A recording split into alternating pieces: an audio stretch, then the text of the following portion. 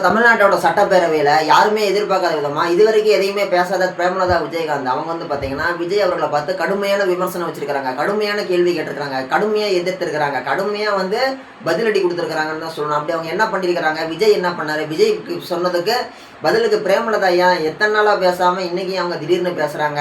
இத்தனை நாள் எதுவுமே பேசாம இருந்த நம்மளுடைய தமிழகத்தினுடைய எதிர்க்கட்சி தலைவர் முன்னாள் முதலமைச்சர் கருணாநிதி அவர்களின் பேரனும் முன்னாள் முதலமைச்சர் ஸ்டாலின் அவர்களுடைய மகனும் இந்நாள் ரெட் ஜெயின் மூவிஸுடைய யாரு இன்றைய பொறுப்பாளர் இன்பநிதி அவங்க அப்பாவும் ஆகிய உதயநிதி ஸ்டாலின் அவர் எதுக்கு இத்தனை நாளாக பேசாமல் இன்னைக்கு பேசினாருன்னு சொல்லி நம்ம இந்த காணொலியில் தெரிஞ்சுக்கலாம் வாங்க. இதெல்லாம் எங்கே ஆரம்பிச்சுன்னு சொல்லி கேட்டோம்னா முதல்ல விஜய் என்ன தான் கிளப்பி விட்டுருக்காரு. அப்படி அவர் என்ன கிளப்பி விட்டாருன்னு சொல்லி பார்த்தோம்னா இது வரைக்கும் தமிழக அரசியலில் இருக்கக்கூடிய அரசியல்வாதிகள் கருணாநிதி, எம்ஜிஆர், ஜெயலலிதா, ஸ்டாலின், எடப்பாடி ஐயா, ஓபிஎஸ் இப்படி இருக்கக்கூடிய கடந்த அனைத்து முதலமைச்சர்களும் என்ன பண்ணியிருக்கிறாங்க, ஜோதிடத்தின் மீது ஒரு முக்கியமான ஒரு நம்பிக்கை அப்படிங்கிறது வச்சிருந்திருக்கிறாங்க. இதை யாரும் மறுக்க முடியாது, இதை யாரும் ஒதுக்க முடியாது, இந்த கருத்தை யாரும் எதிர்ப்பு தெரிவிக்க முடியாது. இது அனைவருக்குமே தெரிஞ்ச ஒரு விஷயம் தான். அப்படி இருக்கக்கூடிய ஒரு சூழ்நிலையில நடிகர் விஜய் அண்ணாவும் தனக்குன்னு சொல்லிட்டு ஒரு ஜோசிகாரர் வச்சிருக்கிறாரு. அந்த ஜோசிகார் பேர் நான் சொல்ல விரும்பல, ஏன்னா நம்ம அந்த ஜோசிகாரனுக்கு நம்ம என்ன ப்ரமோஷனாக பண்ணி கொடுக்குறோம், அது ஒன்றும் கிடையாது. விஜய்க்கு முதலமைச்சருக்கே ஜோசிகார இருக்கிறாளுக்கு நாம் விளம்பரம் பண்ணி கொடுக்கணும் அவசியம் இல்லை. அவர் ஆல்ரெடி விளம்பரத்தோடு தான் இருக்கிறாரு, மிகப்பெரிய ஒரு விளம்பரத்துக்கு அவர் கூட இருக்கிறாரு. அப்படிங்கும்போது நம்ம ஒரு பேர் சொல்லணும்னு கூட நம்மளுக்கு அவசியம் கிடையாது. அப்படி இருக்கக்கூடிய ஒரு சூழ்நிலையில் அந்த ஜோசிகார் என்ன பண்ணுறாரு, விஜய் அவர்களினுடைய அடுத்த கட்ட மூவ் கட்சி ஆரம்பிச்சதுலேருந்து இன்னைக்கு வரைக்கும், கட்சி ஆரம்பிக்கிறதுக்கு முன்னாடி படத்தோட பேர் சொல்கிறதுலேருந்து இன்னைக்கு வரைக்கும், கட்சியோட பேர் ஆரம்பித்ததுலேருந்து இன்னைக்கு வரைக்கும், எந்த ஊரில் கூட்டம் போடணும், எங்கே போகணும், எப்படி பேசணும், வண்டியை எந்த பக்கம் திருப்பி வைக்கணும், நீங்கள் எந்த பக்கம் திரும்பி நிற்கணும், வண்டியில் நின்று பேசும்பொழுது உங்களுக்கு முன்னாடி நிற்கிற ஆளுங்க உங்களுக்கு பார்த்தீங்கன்னா எந்த சைடு ஒரு கலராக இருக்கணும், இந்த சைடு இப்படி இருக்கணும், அதை பண்ணணும், இதை பண்ணணும், லட்டு லொசுக்குன்னு சொல்லிட்டு அனைத்தையுமே முடிவு பண்ணதான் ஜோசிகாரோட தான். உதாரணத்துக்கு இப்போ நீங்கள் போய் பேசுகிறீங்க அப்படின்னா நீங்கள் வண்டி மேலே இருந்தீங்கன்னா இந்த டேரக்ஷனில் திரும்பி இல்லைங்க, இந்த திசையை பார்த்த மாதிரி பேசுங்க. நீங்கள் பேச போகும்போது பார்த்தீங்கன்னா உங்கள் ஜோப்பில் இந்த பொருள் எடுத்துகிட்டு போங்க, உங்கள் ஜோப்பில் இந்த ஒரு மெட்டீரியல் எடுத்துகிட்டு போங்க, இது உங்களுக்கு அதிர்ஷ்டத்தை கொடுக்கும். நீங்கள் இருக்கிறீங்கன்னா உங்கள் ஜோப்பில் ஒரு தகுடு வச்சுக்கோங்க, அந்த தகுடு உங்களுக்கு பவர் கொடுக்கும். இதை பண்ணுங்க, அதை பண்ணுங்க, லொசுக்குன்னு சொல்லிட்டு விஜய் அவர்களை முழுக்க இயக்குனது அந்த ஜோசிகாரால் தான். விஜய் அவர்கள் ஜெயிக்கிறதுக்கு அவர் தான் முக்கியமான காரணமாக இருந்தாருன்னு சொல்லி அவரே சொல்லிக்கிறாரு. விஜய் அவர்களும் ரொம்ப அதை முழுசாக நம்புறாரு. அப்படி இருக்கக்கூடிய ஒரு சூழ்நிலையில் தன்னுடைய முதலமைச்சரனுடைய தனி செயலாளராக, அதாவது பிஎன் மாதிரி கூட வச்சுக்கலாமே, அந்த மாதிரி ஒரு தனி செயலாளராக நான் அந்த ஜோசிகாரனுக்கு பதவி கொடுக்க போகிறேன்னு சொல்லிட்டு நடிகர் விஜய் என்ன சொல்கிறாரு. அவர் சொன்ன உடனே இருக்கக்கூடிய அனைத்து எதிர்கட்சியை சேர்ந்தவங்களும் எதிர்கட்சி இல்லாமல் இருக்கக்கூடியவங்களும் கடுமையாக எதிர்க்கிறாங்க, மிக கடுமையாக எதிர்க்கிறாங்க. என்ன காரணம், என்னடா நாமளாம் ஜோசிகரன், நம்மள என்ன ஜோசிகரன் வச்சுக்காமலாம் இருக்கிறோம், இவர் என்ன ஜோசிகரனை கூப்பிட்டு தனிச்செயலாளர் பொறுப்பு கொடுக்குறேன்னு சொல்கிறாரு அப்படின்னு சொல்லிட்டு எல்லாருமே கொந்தளிக்கிறாங்க. என்ன காரணம், ஜோசிகரன் ஒரு மன்னருக்கு பக்கத்தில் இருக்கிறது அப்படிங்கிறது இயல்பு தானே அப்படின்னு சொல்லிட்டு ஒரு சிலர் உங்களுக்கு ரொம்ப முக்கியமான ஆளாக இருந்தால் நீங்கள் உங்கள் பக்கத்தில் வச்சுக்கோங்க, கவர்மெண்ட் வேலை ஏன் கொடுக்குறீங்கன்னு சொல்லி ஒரு சிலரும் கடுமையாக எதிர்த்துருக்கிறாங்க. அப்படி இருக்கக்கூடிய ஒரு சூழ்நிலையில் திருமதி பிரேமலதா விஜயகாந்த் அவங்க என்ன சொல்லியிருக்கிறாங்க, விஜய் அவர்களை பார்த்து, தமிழகத்தினுடைய இன்றைய முதலமைச்சர் விஜய் அவர்களை பார்த்து, தாவகவினுடைய தலைவர் விஜய் அவர்களை பார்த்து பிரேமலதா விஜயகாந்த் சொன்ன விஷயம் இதுதான். உங்களுக்கு ரொம்ப பிடிச்சவர் அப்படின்னா, உங்களுக்கு ரொம்ப நம்பிக்கையான ஜோசிக்காரரு அப்படின்னா நீங்கள் உங்களுக்கு குரு ஸ்தானத்தில் வச்சுக்கோங்க, கவர்மெண்ட் வேலை எது கொடுக்குறீங்க, இது ஒரு தவறான முன் உதாரணம் ஆகிறாதா அப்படின்னு சொல்லி அவங்க ஒரு கேள்வி எழுப்பியிருக்கிறாங்க. உங்களுக்கு ரொம்ப பிடிக்குமா நீங்கள் பக்கத்தில் வச்சுக்கோங்க, அதை பற்றி ஒன்றும் கிடையாது, அதை யாரும் கேட்க போகிறது கிடையாது, கவர்மெண்ட் வேலை எது கொடுக்குறீங்கன்னு சொல்லி கேட்டிருக்கிறாங்க. அந்த காலத்தில் ராஜகுருவாக இருப்பாங்க, மன்னர் கூடயே ட்ராவல் பண்ணுவாங்க, மன்னரோட அரசவையிலே இருப்பாங்க. ராஜா நீங்கள் இப்போ இந்த இதை பண்ணணும், நீங்கள் இந்த விஷயத்தை பண்ணிங்கன்னா இது உங்களுக்கு லக்கு கொடுக்கும், நீங்கள் இந்த விஷயத்தில் தலையிடவே கூடாது, அந்த விஷயத்தில் தலையிட்டீங்கன்னா அது உங்களுக்கு ஆபத்தில் முடியும், இதை பண்ணுங்க, இதை பண்ணாதீங்க, இதை பண்ணுங்க, இதை பண்ணாதீங்க, இதை இப்போ பண்ணுங்க, இதை அப்போ பண்ணுங்க, இதை அப்போ பண்ணக்கூடாது, இதை இப்போ தான் பண்ணணும்னு சொல்லிட்டு அனைத்து விஷயத்தையுமே சொல்லிக் கொடுக்கக்கூடிய ஒரே ஒரு நபர் யாருன்னா ராஜகுரு, அதாவது ஜோதிடர். ராஜகுருன்னு சொல்லி ஒருத்தர் இருப்பார், அவருக்கு ஈக்குவலாக இருக்கக்கூடியது ஜோதிடர். ஓகேங்களா, அவை ஜோதிடர், அவை புலவர், அவை ராஜகுரு அப்படின்னு சொல்லிட்டு அந்த அவையிலே பார்த்தீங்கன்னா அவை என்னன்னு சொல்லி பார்த்தீங்கன்னா அவைன்னு சொல்லி ஒரு விஷயத்தை நம்ம மென்ஷன் பண்ணுறோம், அது கிடையாது. சட்டசபையும் ஒரு அவை தான். அந்த அவை இருக்க மாதிரி பார்த்தீங்கன்னா ராஜ்யசபையில பார்த்தீங்கன்னா அது ஒரு அவை, அந்த அவையில் இதெல்லாம் வச்சுருப்பாங்க. இருக்கக்கூடிய சூழ்நிலை பிரேமலதா விஜயகாந்த் இந்த மாதிரி ஒரு விஷயத்தை விஜய் அவர்களை பார்த்து கேட்டிருக்கிறாங்க. சரி, ஓகே. உதயநிதி ஸ்டாலின் அவர் என்ன சொல்லிக்கிறாருன்னு சொல்லி கேட்டோம்னா, நீங்க வந்து புதுமையான ஆட்சி புதுமையான ஆட்சின்னு சொன்னீங்க, இது புதுமையான ஆட்சி மாதிரி எனக்கு தெரியல, புஷ்பா படம் ஆட்சி மாதிரி தான் இருக்குது, புஷ்பா படம் பாணியில தான் நீங்க ஆட்சி நடத்துறீங்கன்னு சொல்லி யார் சொல்லியிருக்கிறா? யார் சொல்லிக்கிறா? உதயநிதி ஸ்டாலின் சொல்லிக்கிறாரு. ஏன் அந்த மாதிரி சொன்னாருன்னு சொல்லி கேட்டீங்கன்னா, கூட்டணிக்கு ரொம்ப நேரமா இழுபறி இருந்த ஒரு சூழ்நிலையில திருமாவளவன், எந்த திருமாவளவன், திருமாவளவன் அவர்கள் வீட்டுக்கு ஒரு புது சோஃபா போகுது. அந்த சோஃபா போன உடனே வந்து பார்த்தீங்கன்னா விஜய் அவர்கள் போறாரு, சந்திச்சு பேசுறாங்க, உடனடியாக ஒரு சுமூகமான முடிவு வருது.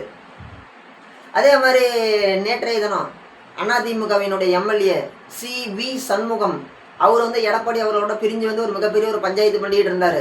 அவர் வீட்டுக்கு ஒரு புது சோஃபா போகுது, 3 சீட் சோஃபா. அந்த சோஃபா போன உடனே பின்னாடியே விஜய் அவர்கள் போறாரு, உடனே ஒரு சுமூகமான முடிவு வருது. இதை பார்த்துட்டு தான் உதயநிதி ஸ்டாலின் என்ன சொல்லிக்கிறாரு, நீங்க புதுமையான ஆட்சி புதுமையான ஆட்சின்னு சொன்னீங்க, இது புதுமையான ஆட்சி மாதிரி தெரியலைங்க, புஷ்பா பட பாணியில தான் ஆட்சி நடத்துறீங்க அப்படின்னு சொல்லி ஒரு கருத்து பதிவு பண்ணியிருக்கிறாரு. உதயநிதி ஸ்டாலின் ஆட்சி பண்ணும்போது எந்த விதமாக ஆட்சி நடத்தினாருன்னு சொல்லி மக்கள் எல்லாருக்குமே தெரியும். அவர் ஆட்சிக்கு வரல, அவங்க அப்பா ஆட்சியில் இருந்தார். அவங்க அப்பா ஆட்சியில் இருக்கும்போது இவங்க புஷ்பா பட பாணியில் ஆட்சி நடத்துகிறாங்க. அவங்க எந்த பட பாணியில் ஆட்சி நடத்துனாங்கன்னு சொல்லி மக்களுக்கு தெரியும். அவங்க பண்ண ஆட்சி முறை பற்றி அது ரிலேட்டடாக சொல்கிற மாதிரி தமிழ் சினிமாலேயே படம் கிடையாது. அப்படி ஒரு அருமையான ஆட்சி பண்ணியிருந்தாங்க. அருமையான ஆட்சினாலும் அருமையான ஆட்சி, அப்படி ஒரு நல்ல ஆட்சி, மக்கள் மறக்கவே முடியாத மாதிரி எல்லாமே நல்ல நல்ல விஷயங்களா பண்ணி கொடுத்தாங்க. மாவட்டந்தோறும் எவ்வளோ விஷயங்களை ஏற்படுத்தி கொடுத்தாங்க, நல்ல நல்ல விஷயங்களை, ஒரு புதிய நீர்நிலைகளை மேம்படுத்தி கொடுத்தாங்க. அதே மாதிரி வந்து பார்த்திங்கன்னா பள்ளி கல்வி குழந்தைகளுக்கு பாதுகாப்பு உறுதி செஞ்சாங்க, பெண்கள் பாதுகாப்பு உறுதி செஞ்சாங்க. அதே மாதிரி ரவுடிகளோட கட்டுப்பாட்டில் வச்சுருந்தாங்க. அதே மாதிரி வந்து பார்த்திங்கன்னா புதிய பேருந்து நிலையங்கள் ஓப்பன் பண்ணாங்க, சாலை வரியை சீராக வச்சுருந்தாங்க, மின் கட்டண உயர்வை கட்டுப்பாட்டில் வச்சுருந்தாங்க, பத்திரவிலை உயர்வை கட்டுப்பாட்டில் வச்சுருந்தாங்க, வீடு காலி நிலங்கள், ஓகேங்களா, வீட்டு மனைகளோட விலைவாசி உயர்வை திமுக அரசியல் கட்டுப்பாட்டில் வச்சுருந்தாங்க. அதே மாதிரி பெரிய பெரிய கட்டடங்களுடைய விலையை வந்து கட்டுப்பாட்டில் வச்சுருந்தாங்க. எளிய மக்களும் எளிமையாக வீடு வாங்கலாம், நடுத்தர குடும்பத்தாளுங்க எல்லாருமே வீடு வாங்கலாம் அப்படிங்கிற மாதிரி ஒரு நிலையில திமுக ஆட்சியில் இருந்தாங்க. இப்படி இருக்கக்கூடிய ஒரு சூழ்நிலை திமுக ஆட்சி செய்த சாதனைகளை சொல்லிகிட்டே போகலாம். இன்றைக்கி வந்து பார்த்தீங்கன்னா ஏடிஎம்கே ஆட்சியில் அதிக விலையில் வித்துட்டு இருந்த பருப்பெல்லாம் வந்து பார்த்தீங்கன்னா டிஎம்கே ஆட்சி வந்தோடனே பருப்பு, சர்க்கரை, பொட்டுகளை, ஆயில் எல்லாமே ஒரு நியாயமான விலைக்கு மக்கள்கிட்ட கிடச்சிட்டு இருந்துச்சு. எல்லாருமே நல்லா இருந்தாங்க. அப்படி தானே? அப்படி தான் திமுக ஆட்சியில் மக்கள் ரொம்ப செல்வ செழிப்போட வாழ்ந்துட்டு இருந்தாங்க. எல்லாருமே ரொம்ப நிம்மதியாக இருந்தாங்க. பெண்கள் பாதுகாப்பு ரொம்ப அருமையாக இருந்துச்சு. அப்பா அம்மாலாம் வந்து பொண்ணுங்களை வந்து காலேஜுக்கு அனுப்பி போட்டாங்க, வெளியில் வேலைக்கு அனுப்பி போட்டாங்கன்னா அவங்கள பற்றி யோசிக்கவே மாட்டாங்க. நம்ம திமுக ஆட்சியில் இருக்கிறோம்ப்பா, நம்மளுக்கு என்னப்பா கவலை, எல்லாம் சட்டம் ஒழுங்கு சரியாக இருக்குன்னு சொல்லிட்டு அவங்களாம் ரொம்ப தைரியமாக இருந்தாங்க. அந்த மாதிரி ரொம்ப சிறப்பான ஆட்சி தான் நம்ம திமுக ஆட்சி இருந்துச்சு, அனைவருக்குமே தெரியும். இப்போ வந்து விஜய் புஷ்பா பட பாணியில் ஆட்சி நடத்தினாருன்னு சொல்லி சொன்ன உதயநிதி ஸ்டாலின் அவங்க அப்பா ஆட்சி செஞ்சப்போ ரொம்ப அருமையான முறையில் ஆட்சி செஞ்சார். அவங்கள மென்ஷன் பண்ணுற மாதிரி தமிழ் சினிமாவில் படமே கிடையாது. அந்த அளவுக்கு சூப்பராக நல்ல ஆட்சி கொடுத்துருந்தாங்க. ஓகேங்களா, இதை யாருமே மறக்க முடியாதுங்க, யாருமே மறக்க முடியாது. நல்ல ஆட்சி கொடுத்துருந்தாங்க. ஓகே, இதே மாதிரி இன்னொரு சர்ச்சையும் ஒன்று வந்துச்சு. ஃபஸ்ட்டு சர்ச்சை வந்து பார்த்தீங்கன்னா தாவேகாவுடைய ஜோசிகாரர் சர்ச்சை, ரெண்டாவது உதயநிதி ஸ்டாலின் சொன்னால் புஷ்பா படம் சர்ச்சை, மூணாவது அதிமுகவை சேர்ந்த சி.வி. சண்முகம் வந்து பார்த்தீங்கன்னா ஒரு சர்ச்சையான ஒரு கருத்தை பதிவு பண்ணியிருக்கிறாரு. என்னப்பா சொன்னாருன்னு சொல்லி கேட்டிங்கன்னா, நம்மளுடைய எடப்பாடி பழனிசாமி அவர்கள் எங்களை வந்து கட்சியை விட்டு நீக்கிறதுக்கு எந்த உரிமையும் அவருக்கு கிடையாது, எந்த பவரும் கிடையாது, எந்த ஒரு இதுவுமே அவர்கிட்ட கிடையாது, உரிமையும் கிடையாது. அவர் எப்படி எங்களை விட்டு பதவி விட்டு நீக்கிறாங்கன்னு எங்களுக்கு தெரியல. அவர் வந்து பொதுச் செயலாளர்னா பொதுச் செயலாளர் வேலையை மட்டும்தான் பார்க்கணும். எங்களை எப்படி நீக்க முடியும்? எங்களை கட்சியில் நீக்கிற அதிகாரம் அவருக்கு யார் கொடுத்தாங்க? எங்கள் மேலே குற்றச்சாட்டு இருந்துச்சுங்க, எங்களை கூப்பிட்டு அவர் விசாரிச்சாரா? விசாரிச்சு தானே ஒரு முடிவு வரணும். விசாரிக்காமல் அவர் என்னத்துக்கு முடிவு வராரு? இதை கேட்க யாருமே இல்லையா? இதெல்லாம் செல்லாது. அவர் சொல்கிறத நான் ஏற்றுக்க மாட்டேன். நான் எதுக்கு ஏற்றுக்கணும்? அப்பெல்லாம் ஏற்றுக்க முடியாதுன்னு சொல்லிட்டு சி.வி. சண்முகம் அவர்கள் வந்து பார்த்தீங்கன்னா என்ன பண்ணியிருக்கிறாரு, ஒரு கருத்தை பதிவு பண்ணியிருக்கிறாரு. அவர் பதிவு பண்ண கருத்து வந்து பார்த்தீங்கன்னா இப்படி நடுங்கிற மாதிரி தான் இருக்குது. அப்படியே நடுங்கிற மாதிரி தான் அவர் கருத்து பதிவு பண்ணியிருக்கிறாரு.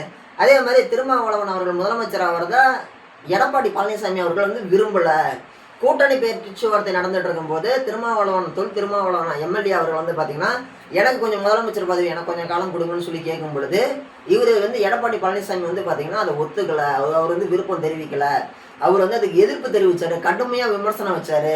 இல்லைன்னா இன்னைக்கு விஜய் வந்திருக்க மாட்டார், அவரு தான் வந்திருப்பாரு அப்படின்ற மாதிரி ஒரு கருத்தையும் கொஞ்சம் அப்படியே மிக்ஸ் பண்ண மாதிரி சொல்லிட்டு போயிருக்கிறாரு.